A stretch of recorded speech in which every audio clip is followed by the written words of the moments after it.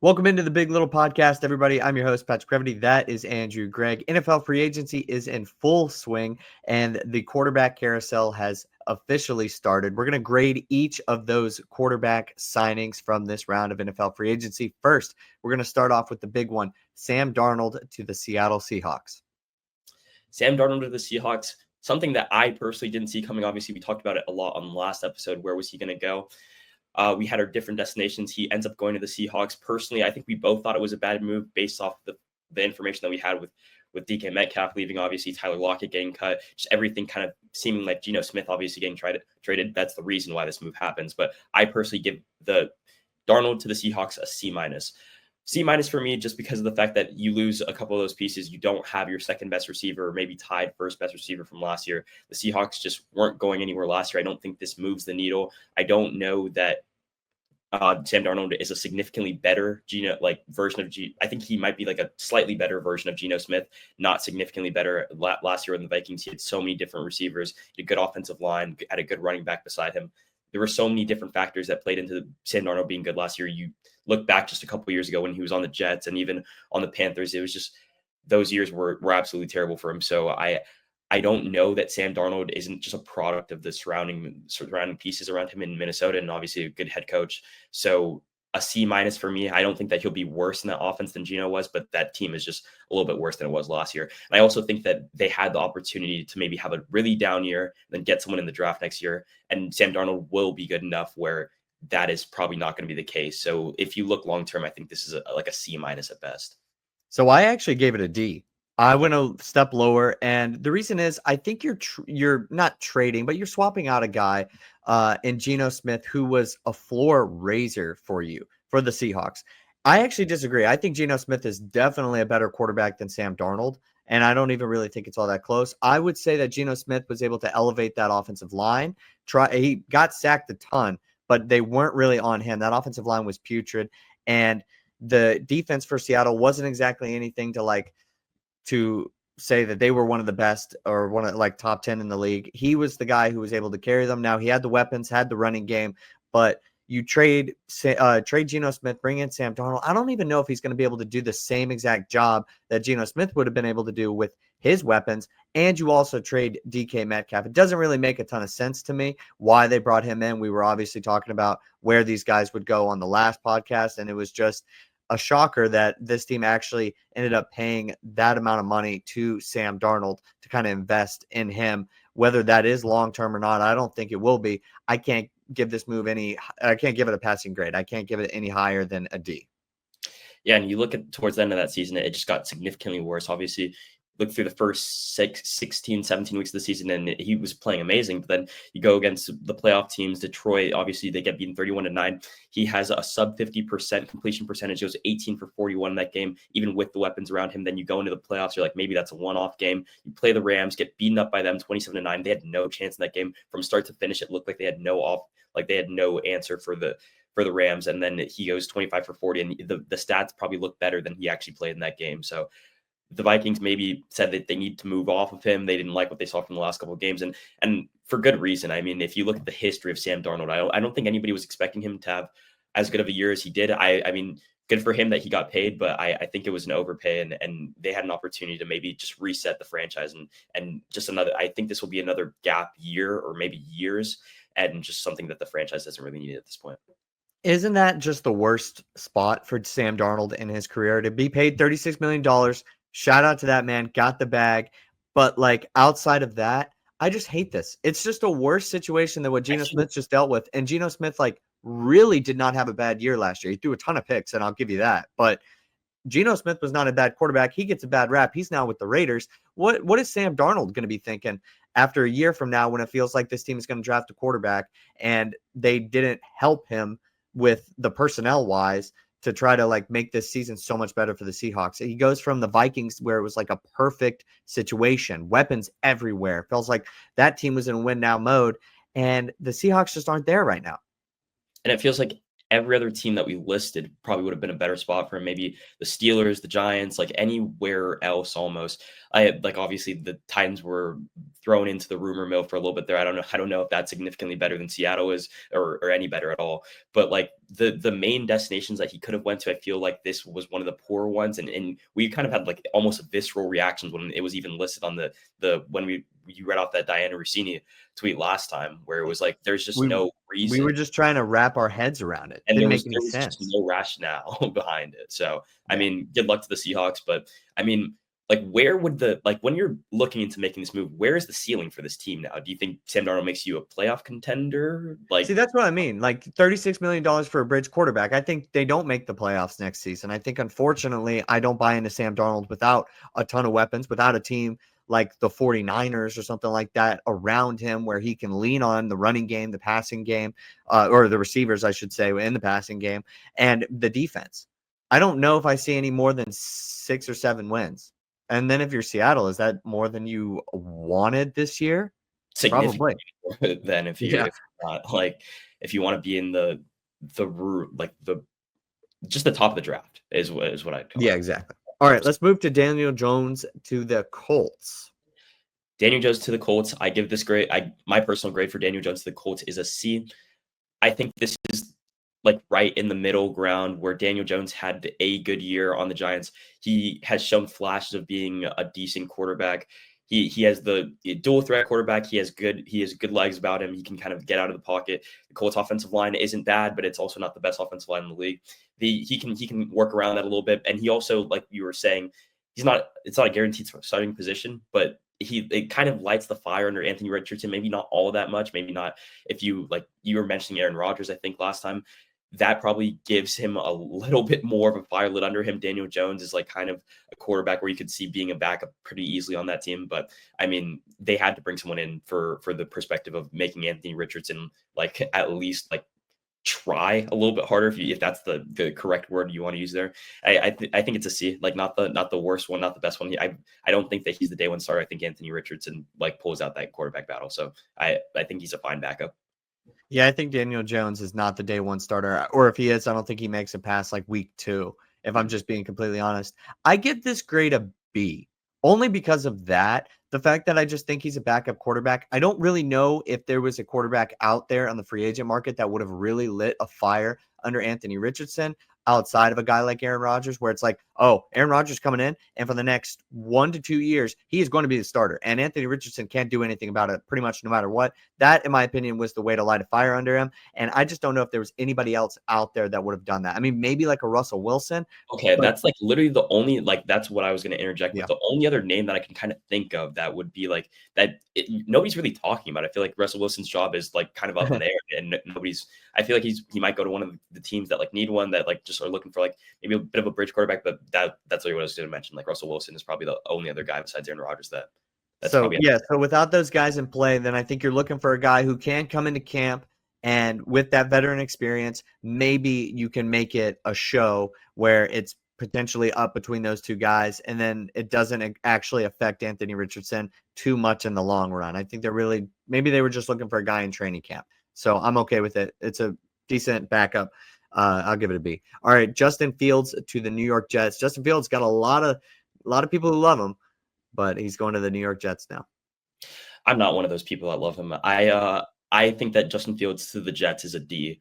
I don't like this move at all. I think that Justin Fields is good enough where he can win a couple of those games where you kind of grind out a couple wins, especially with like he has decent talent around him. I like the running backs in that group. The receivers aren't that obviously you have good receivers on that team.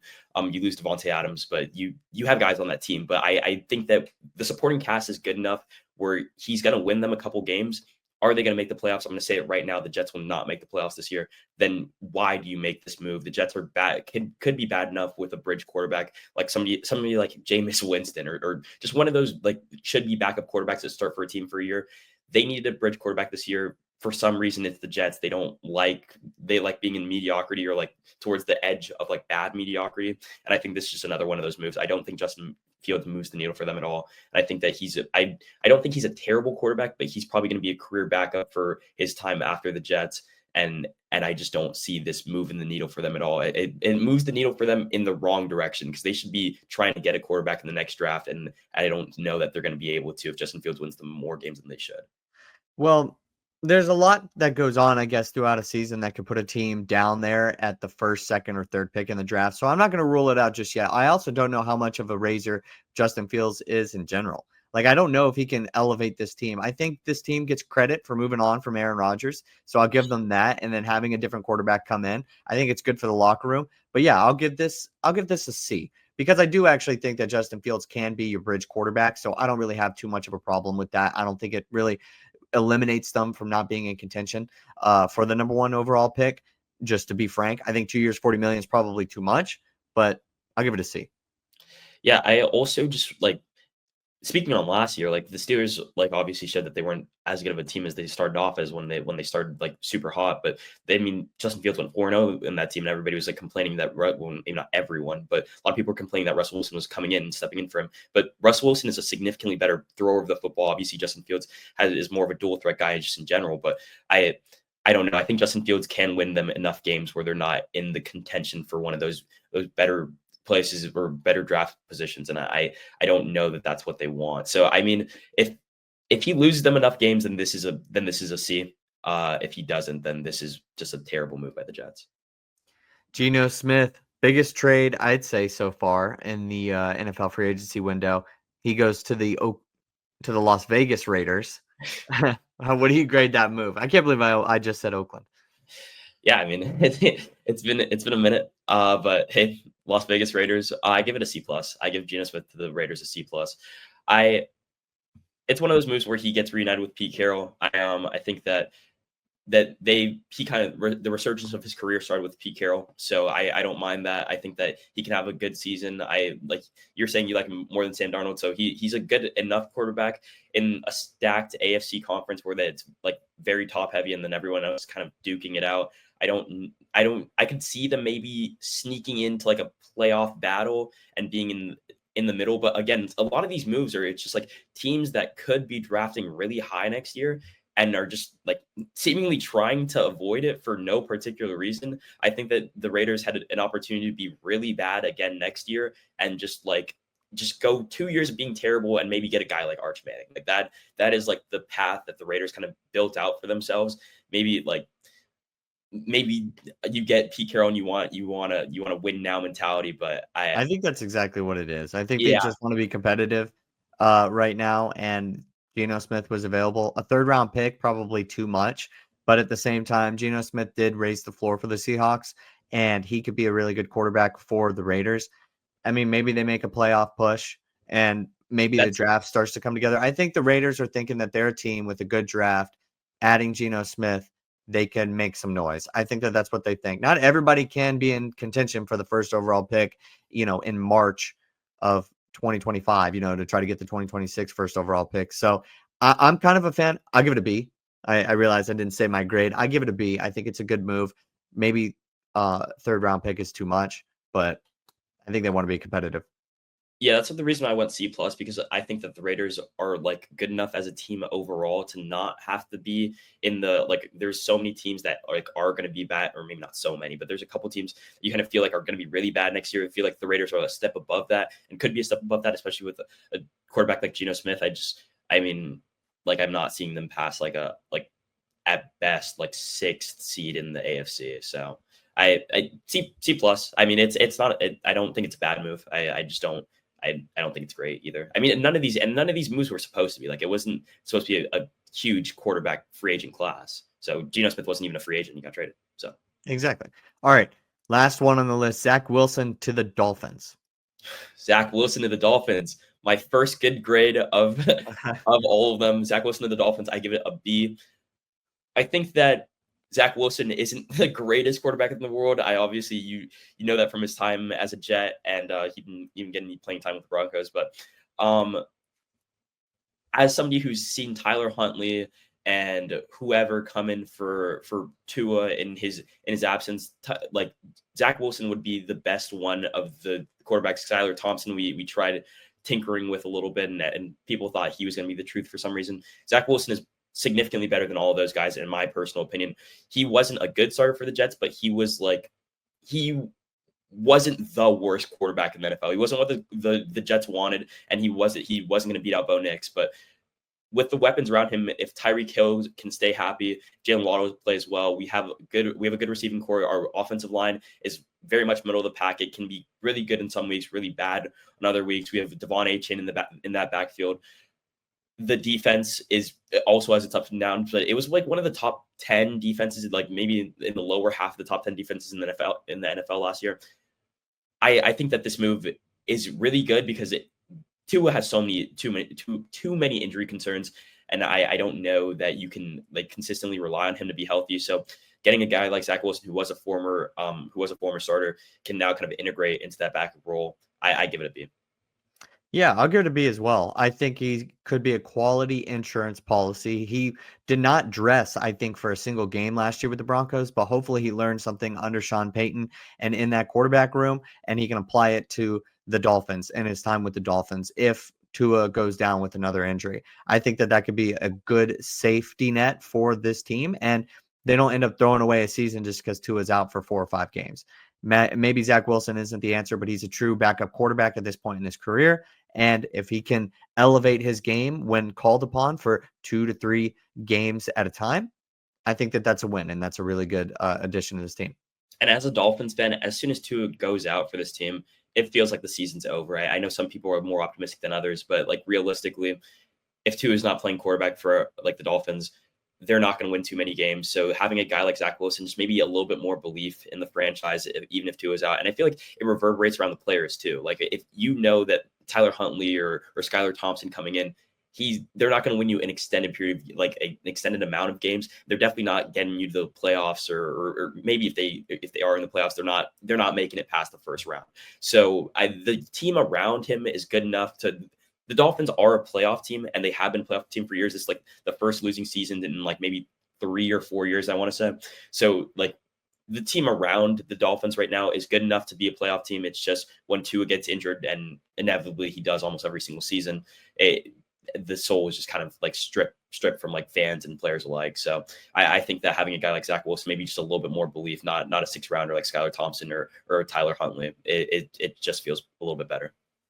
So those have been our grades for the NFL free agency quarterback signings and trade.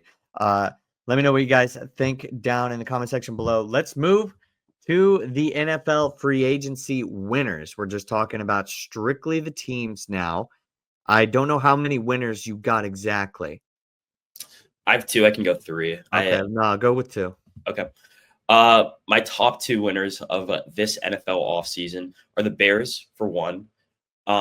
They beefed up both their offensive and defensive line through the offseason. They obviously got an upgrade at head coach, somebody who actually knows how to call timeouts, and could be like, are we crowning him an offensive genius, guru, whatever you want to call it? The lines were amazing last year, and I think bringing that play style into the Bears with Caleb Williams, beefing up their offensive line, getting a guy like Joe Thuney, getting Brady Jarrett, signing Drew Dahlman, 2 tight ends, which they didn't really need, but Robert Tonyan and Durham Smythe. I watched Durham Smythe as a Dolphin. He was a really good player. Robert Tonyan obviously had that year on the Packers, where he played with Aaron Rodgers and had a really good season.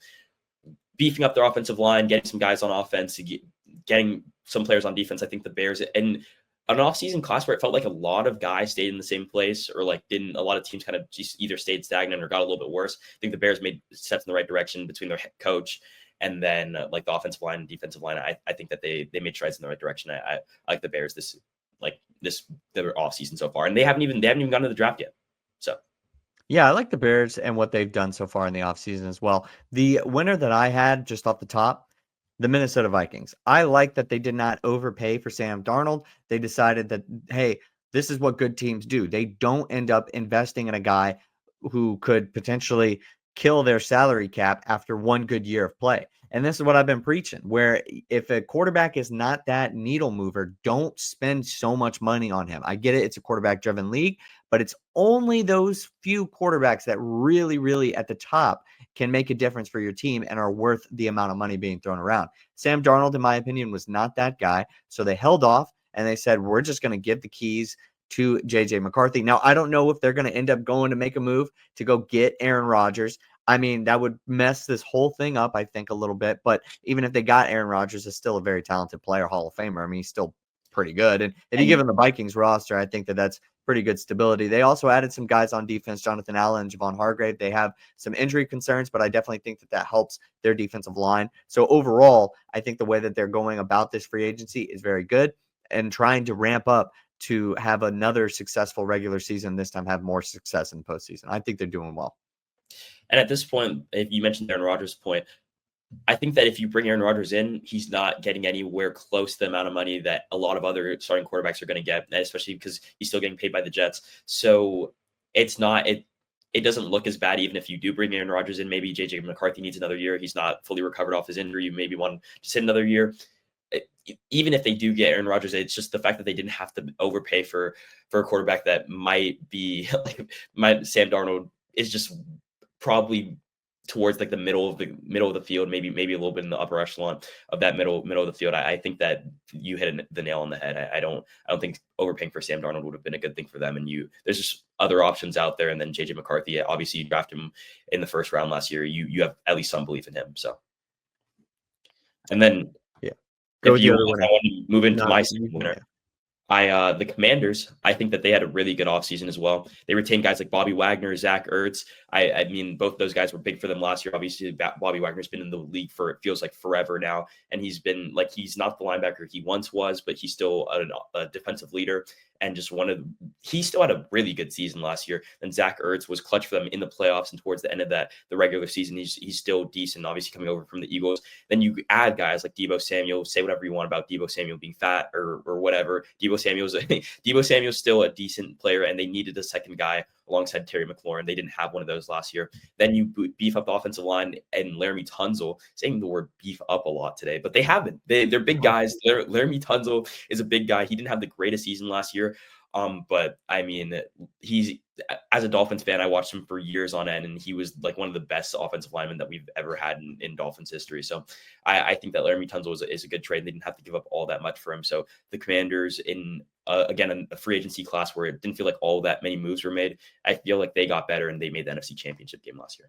So I was torn between two different teams, the Bills and the Bucks, and I think that they're on opposite ends of the spectrum for why I believe that they had a very good offseason or free agency so far this year. One, the Bucks had a big need and they addressed it getting Hassan Reddick, 1 year, $14 million deal. They also wanted to retain a lot of their players, which they were able to do in Chris Godwin. I really felt like they didn't overpay and they didn't overstep, and they wanted to bring the team back and add where they needed to. I felt like they did that this offseason so far. And then the Bills. They had a major salary cap crisis, and they ended up cutting Von Miller, and then they replaced him essentially with Joey Bosa.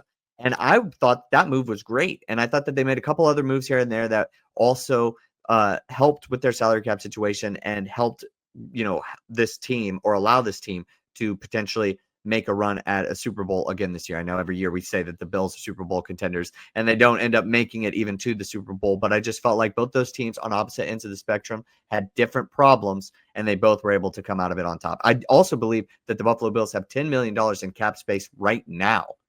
They went on the complete other end of what they were doing, and they brought it all the way back down. So I thought they've had a good free agency period so far. Any correlation to either of those teams for you, or just like general teams that you think are interesting? Well, I was also going to say the Patriots, but I felt like they had I know you could calling it out a little bit, but I also feel like the Patriots had a really good offseason too, but they kind of paid big money to some B+ guys, and I felt like that wasn't really that's kind of the golden rule in the NFL free agency, is that you don't pay A+ money to B+ guys when they're asking for it. Yeah. And I felt like they did that at certain points, and they didn't have enough offensive line moves. But, let's move into the losers.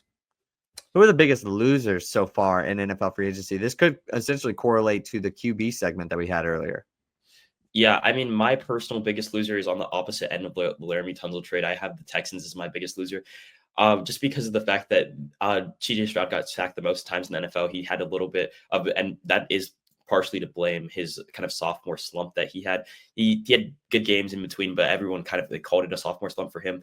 Getting sacked so many times definitely does something to your confidence, and they didn't have Laremy Tunsil didn't have the greatest year in the world, but he also was one of their shining stars on that offensive line, and just a name that you could kind of point out for them consistently. And trading away a guy like that, and then the moves that they did make, like Christian Kirk, sure. I mean, you already have 3 good wide receivers. Hopefully, Stephon Diggs like can come back from injury, and like I just don't know that Christian Kirk is a guy that like really does anything for you. He'd maybe be your wide receiver 3 at best on that team, and then you lose another guy on the offensive line. I think they really need to retool that offensive line if they want to see any success in the AFC, and they're doing the opposite of that. So, I mean, the Texans are my biggest loser this offseason. God, I hope they figure out that offensive line, really, for CJ Stroud's sake. Okay, I chose the Cincinnati Bengals. I think this one's an obvious one. It's what everybody's been talking about. This team is essentially have no cap room, and the guys that they maybe would want to sign and figure something out don't really want to come back. Trey Hendrickson is now going to seek a trade, and T. Higgins franchise tag, he might hold out. Jamar Chase hasn't been taken care of yet, and Joe Burrow's getting paid a massive amount of money. He's worth it, but still, at the end of the day, that hurts teams and trying to team build around them. The Bengals also just have a general reputation of being cheap, not being the greatest organization, and they're not beating the allegations just yet in this offseason. I felt like they haven't really made a step to get all that better. And it's like the Bills were able to figure it out. Other teams who have salary cap issues, maybe even like the New Orleans Saints, also end up figuring things out. You've got to be able to do that because you got Joe Burrow. You can't be wasting years. And I feel like, unfortunately, this free agency period looks like it could potentially waste another year of his career in his prime when he's already had an injury history. Cincinnati Bengals, definitely, in my opinion, by far, at least the worst team situation right now in the NFL. Yeah, and then you lose a guy like Sam Hubbard who retires in the offseason, like even like another detriment to your defense at this point. And a guy that you guys drafted, kept him his whole career since 2018. He retires, it feels like a little bit surprisingly, but now that's another like hole that you need to fill. And just in an offseason where it feels like they like either like got worse and didn't make any strides to get better. The Cincinnati Bengals, like, what can you really say about them? I completely agree. So this has been the NFL free agency winners and losers. And we've talked a lot about the NFL today. So let's move into your best bet of the night. So my best bet tonight is the Georgia Bulldogs money line. They're sitting at minus 190. So maybe I want to go a little bit more like niche with this, give you guys a little bit better bang for your buck. I like them at minus 2.5 as well. Minus 3.5 is their current spread. I don't like that line just because it makes it a 2-possession game. Minus 2.5 gives you a little bit of leeway with it just being a 1-possession 3-point game. But I think that they're a really good team. They've made strides in the right direction over the last 4 games, won 4 straight, including a win versus Florida, who's the number 4 team in the country. So, and my personal pick to make it out of the SEC tournament just in general. So I think that the Georgia Bulldogs would take that, like the strides that they've been making at the end of the regular season, take that into the conference tournament play. Winners of 4 straight. Again, minus 2.5. Georgia Bulldogs is my official pick for tonight's game. Put all your money on it. Bank it. Okay. My speak now, forever hold your peace is going to be on the NBA and the state of the league. The game against the game between the Lakers and the Celtics was the highest rated NBA regular season game in the last 7 seasons. Right now, the MVP race is a 2-man race between SGA and Jokic. Yes, it is. Definitely, yes, it is. And we don't know who exactly is going to win that award. There's been a ton of great basketball, a ton of great stories, such as the Detroit Pistons shooting up the standings, as well as the Cleveland Cavaliers. What do you mean? What was that look? I just like Detroit and shooting, like always throws me through a loop. My fault. Oh, okay. Yeah. and the Cleveland Cavaliers getting 50 wins at this point in the season has just been remarkable. Now, while everybody wants to talk about how the media is covering the sport, all of the different figures within the sport, and maybe some other things around the sport, whether that's politics or how the sport ends up marketing itself, that's all null and void. The playoffs are coming up. We don't know who the champion is going to be, and that's something to be said, especially for the NBA over the last 10, 15 seasons. And there's a ton of good basketball from the younger teams as well as the older teams. You got the Golden State Warriors with Jimmy Butler and Stephen Curry out there balling. And we don't know exactly how these playoffs are going to end up. And that is the greatest part of why this sport and the NBA is going to change everybody's mind come June when the NBA finals are underway. And I think people need to take note of that because a lot of people want to write the NBA off. Well, maybe not just yet. Yeah, I mean, you put it perfectly, but I also think to your finals point, no matter who gets there between the Knicks, the Celtics, or the Cavs on the East side, it feels like those are the top three contenders. And then on the West, the Lakers, the Nuggets, or the Thunder, even maybe I'm not even gonna. I was gonna try to include another name in there, but between the three on both those sides, I feel like any of those three can make a really good series. I don't see any of those series ending in less than 6 games. I feel like those series could be really competitive. The Celtics are having a good year, but it doesn't feel like they are the team that they were last year. They did like just winning a championship obviously takes a little bit of the edge off of like that hunger that you're kind of seeking your first championship, getting the monkey off your back, Jason Tatum, Jaylen Brown, for them. But it feels like any of those series between like a Lakers Celtics series, that could be a really exciting, a Cavs Nuggets series. Like all of those series feel like they could be really exciting. And the state of the league is, it's definitely one of the better years for the NBA in the past couple. Like any time that the Lakers doing well, LeBron's doing well, the Celtics are doing well, I feel like it's good for the league. And I mean we'll see how it ends up. But I'm personally super excited for the playoffs. And even like the two team, or one of the teams that made the Western Conference Finals last year, the Timberwolves are kind of starting to see a little bit of a surge. Like they're playing well recently. So I mean, like Anthony Edwards in the playoffs was really fun to watch last year. He had some of the highest rating games in the playoffs last year, and he'll be probably an underdog in whatever series they're playing this year. So I'm excited to see the playoffs. Obviously, like regular season is a little bit less exciting, and we had the highest rated game in what, like 7 years. So it's exciting stuff for them. Yeah. Yeah, I mean, don't write them off. You know what I mean? Like everybody always wants to say that the NBA ratings are going down, this, that, and the other. There's certainly things that are wrong with this league, but maybe not so fast as far as the NBA and the ratings are concerned. I think we'll see a jump. All right. Well, we talked about the NFL free agents, the grades on the teams, and we gave your best bet and my speak now, forever hold your peace. You got anything to add? I think that's it. Another You great were episode. looking. I didn't know exactly if you had anything to add. All right. Well, this has been the Big Little Podcast. We come out with episodes 3 times a week. So make sure to follow and subscribe, like this video, and we'll see you guys next time.